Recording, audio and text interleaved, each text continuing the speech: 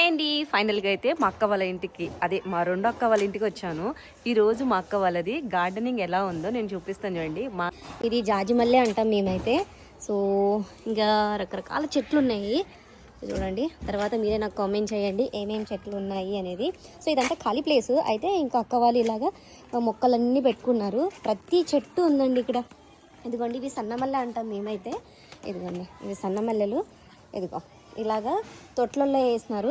ఇది మేమైతే బచ్చలాకు అంటాము, కూరలలో యూస్ చేసుకుంటాము ఆకుకూరలోకి.